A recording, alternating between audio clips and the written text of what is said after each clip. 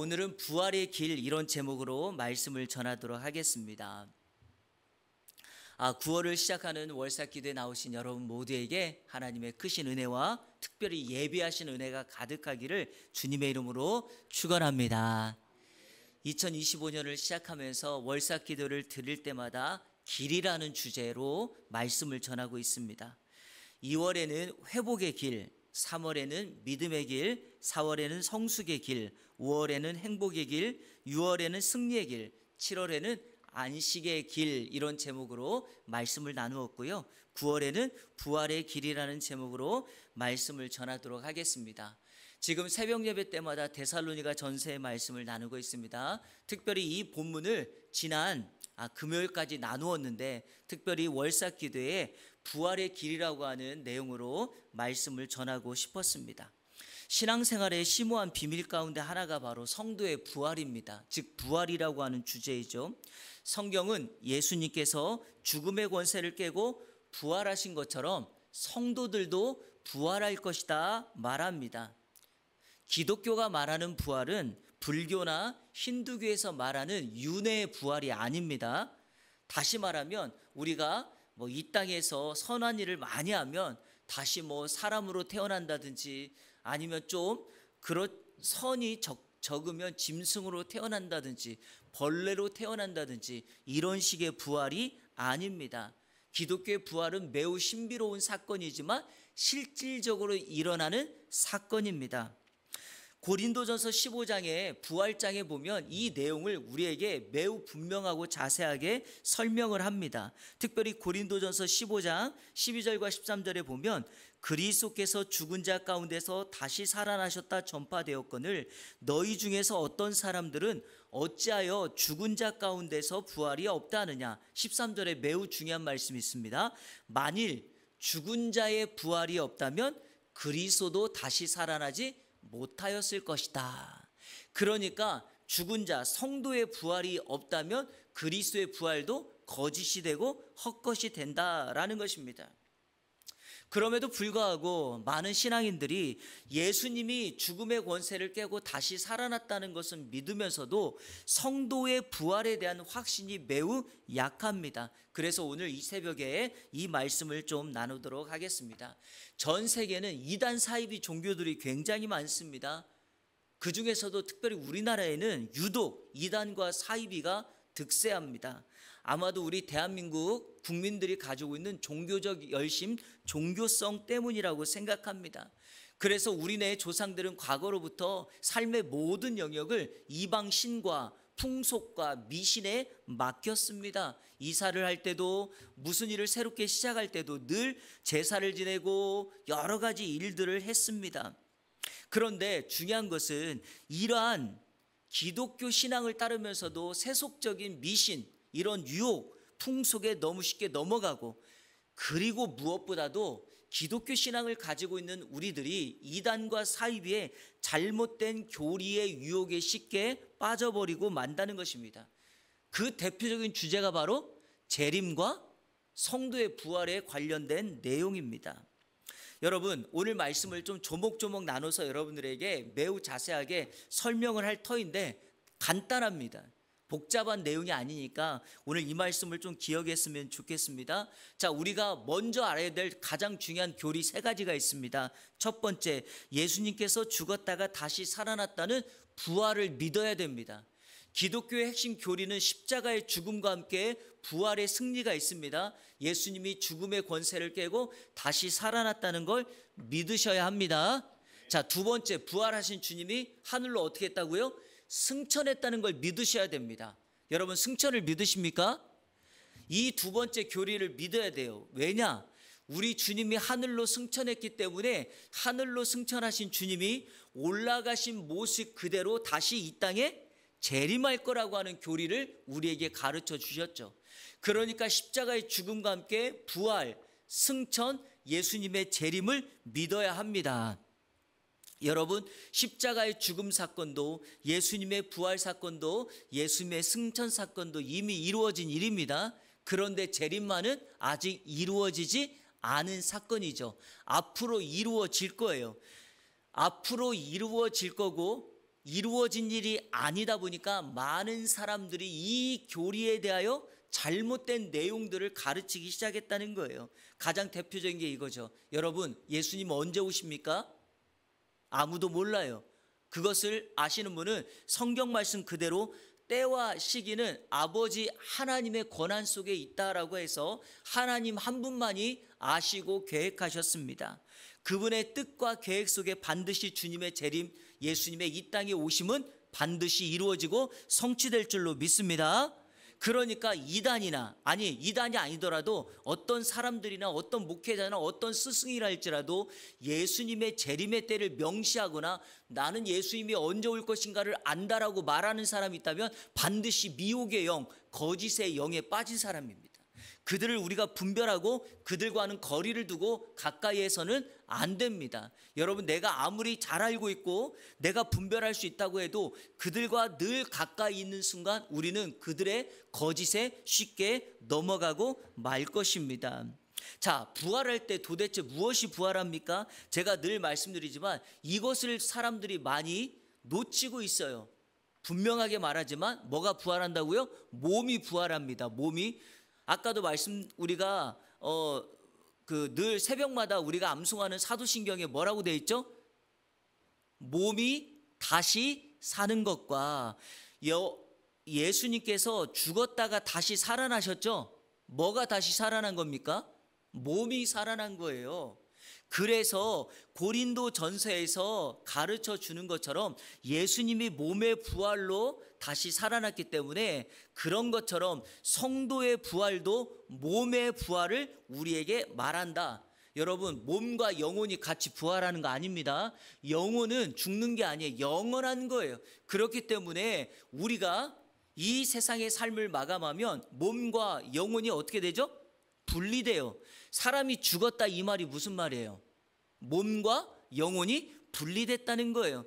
그래서 우리는 몸은 흙으로 왔으니까 흙으로 돌아가고 영혼은 우리가 아는 것처럼 어디로 간다?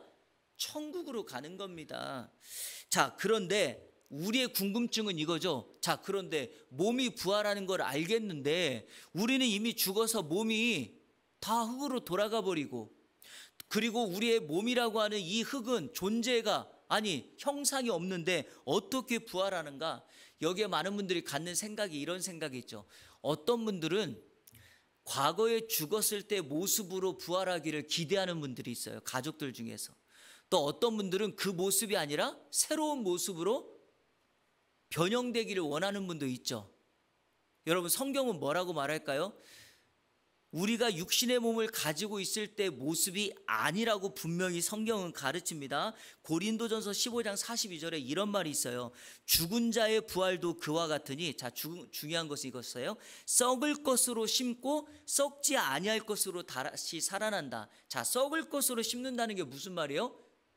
살았을 때 이 몸이 심었고, 다시 말하면 이 몸이 썩지 아니할 부활의 몸으로 다시 살아난다, 이 말입니다. 그러니까 우리가 몸의 부활, 성도의 부활을 말할 때 우리가 살고 있던, 담고 있던 이 몸 그대로가 아니라 썩지 아니할 부활의 몸으로 우리는 다시 살아난다. 자, 그런데 성경 두 구절, 제가 새벽 예배 때도 말씀드렸지만 빌립보서 3장 21절에는 이렇게 되어 있어요. 우리의 낮은 몸을 자기 영광의 몸의 형체와 같이 변하게 할 것이다. 우리의 낮은 몸을 예수 그리스도의 영광의 형체처럼 변하게 될 것이다. 요한일서 3장 2절에서는 이렇게 되어 있습니다. 장래에 어떻게 될지는 아직 나타나지 아니하였으나 그가 나타나시면, 그가 누구예요? 예수님이 이 땅에 재림하시면 우리가 그와 같을 줄을 안다 그랬어요. 예수님처럼 된대요. 자, 정리해 보면 우리가 장차 부활할 때, 몸이 부활할 때 어떻게 부활한다고요? 예수님의 형체로, 예수님을 닮은 영광의 몸의 형체로 부활할 것이다라는 거예요. 이 땅에 우리가 이렇게 담고 있던 현재 몸이 아니라 예수님의 형체를 닮은 부활의 형체로 우리는 다시 살아나게 될 것이다. 이 사실을 꼭 믿으셔야 돼요. 이거 흔들리면 안 됩니다. 아시겠죠? 자, 성도의 부활은 언제 옵니까?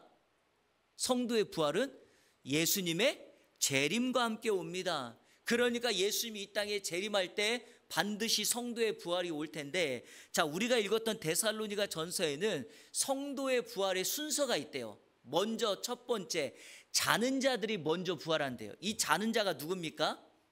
예수를 믿다가 예수님 재림하시기 전에 이미 죽은 자죠.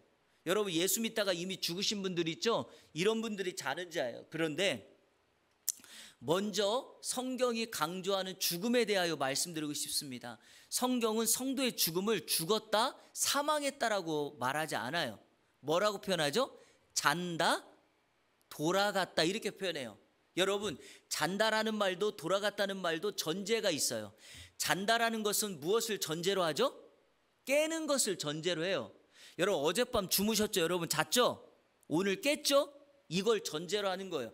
자, 돌아갔다는 말은 뭐예요? 전제가 뭡니까? 원래 온 곳이 있다는 거죠. 어디에서 왔습니까? 우리는 하나님이 계신 곳으로 온 거예요. 그래서 우리 성도들이 이 땅의 삶을 마감하며 어디로 돌아가요? 하나님이 계신 곳으로 간다.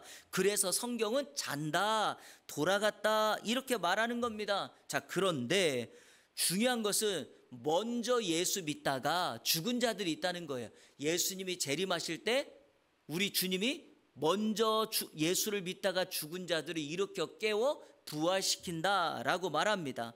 자, 우리 16절 말씀 성경을 보시면서 같이 읽겠습니다. 16절 시작. 주께서 호령과 천사장의 소리와 하나님의 나팔 소리로 친히 하늘로부터 강림하시리니 그리스도 안에서 죽은 자들이 먼저 일어나고. 여러분, 여기 주께서 호령, 큰 소리, 천사장의 소리, 하나님의 나팔 소리가 이 땅에 임할 때가 바로 주님의 재림이 때요. 잘 들어보세요.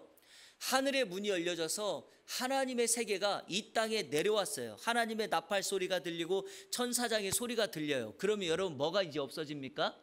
하늘과 땅의 경계가 없어지죠.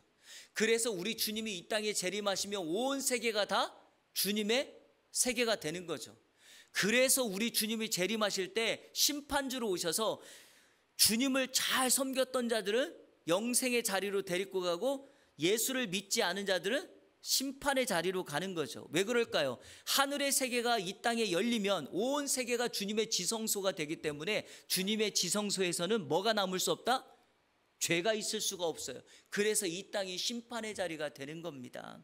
자, 그런데 중요한 것은 천사장의 나팔 소리, 천사장의 큰 소리, 하나님의 나팔 소리가 이 땅에 울릴 때 우리 주님이 하늘에서 이 땅에 오시는데, 그때 주님 안에서 죽은 자들이 먼저 깨어 주의 형상을 입어 하늘로 올라가게 된다, 부활한다. 성경은 이렇게 말합니다.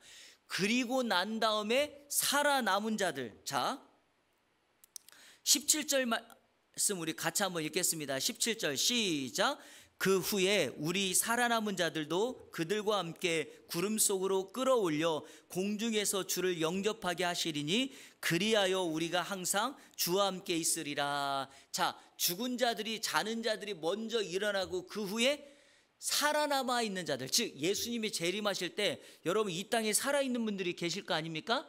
그분들이 하늘로 올라간다, 부활한다, 이 말이에요. 자, 우리 17절 말씀을 좀 세부적으로 좀 이해해야 될 것이 있어요. 자, 여기 그 후에 우리 살아남은 자들도 그들과 함께 구름 속으로 올라간다 그랬죠.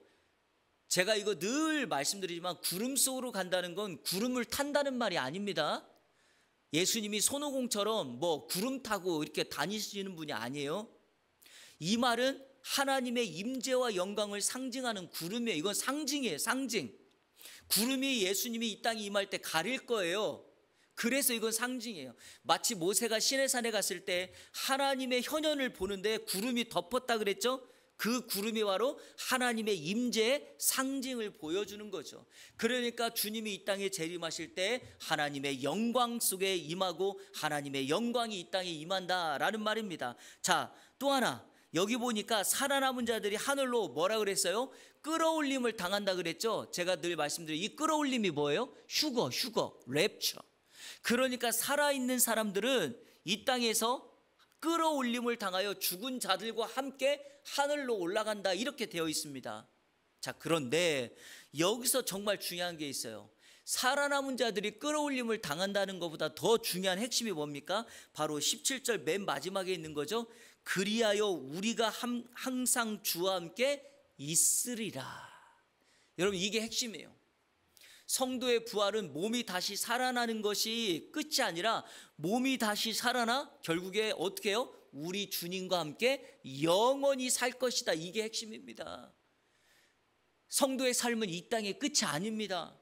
우리는 이 땅의 삶으로 모든 것을 마무리 짓는 것이 아니에요.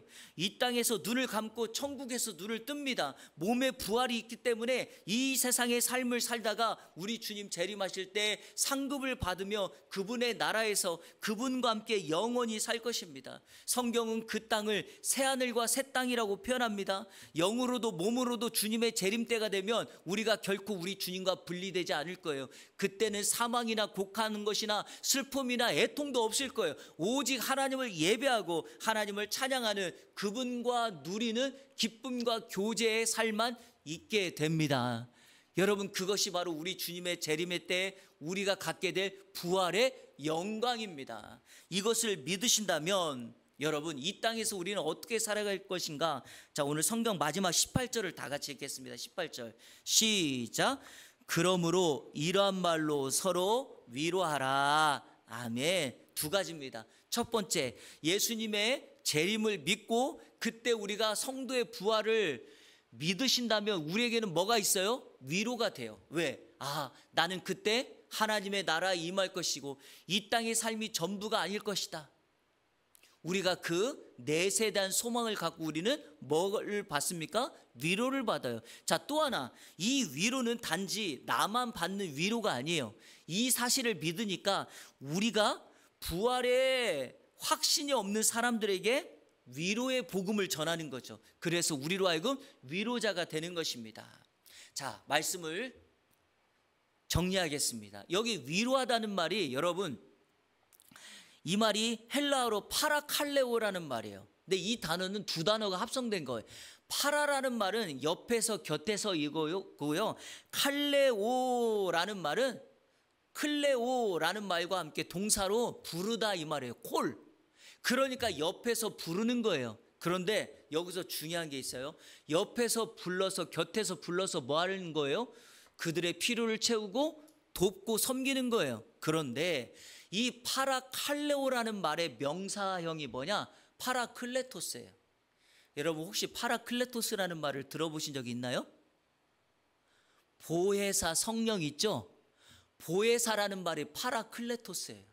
보혜사 성령, 이분이 이 땅에 왜 오셨습니까?